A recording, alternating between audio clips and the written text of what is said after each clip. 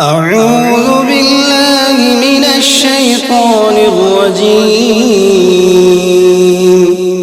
بسم الله الرحمن الرحيم.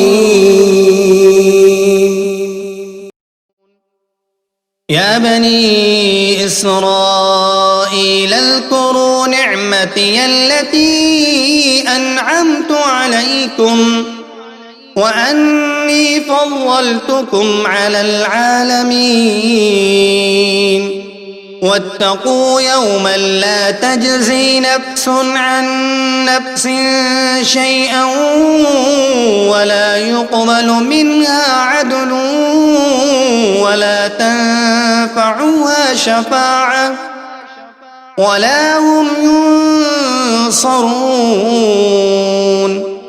وإذ ابتلى إبراهيم ربه بكلمات فأتمهن قال إني جاعلك للناس إماما قال ومن ذريتي قال لا ينال عهد الظالمين.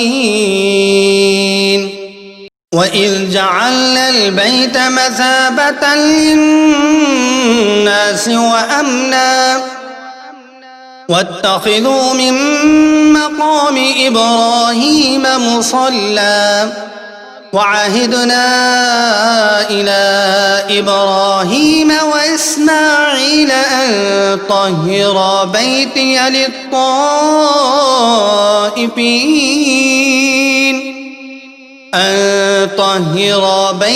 للطائفين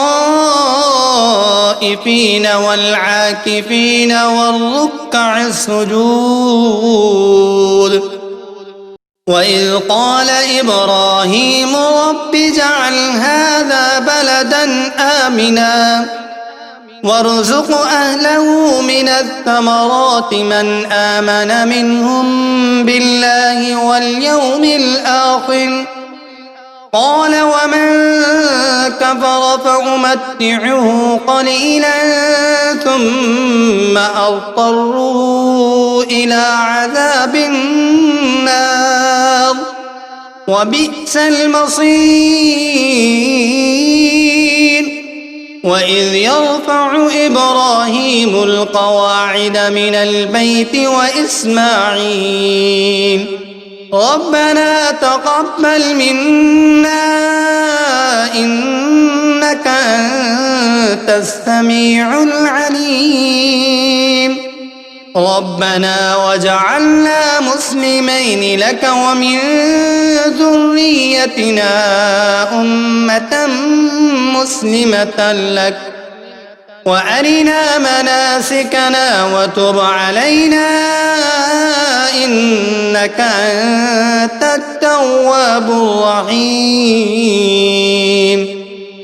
ربنا وابعث فيهم رسولا منهم يتلو عليهم آياتك ويعلمهم الكتاب والحكمة ويزكيهم إنك أنت العزيز الحكيم.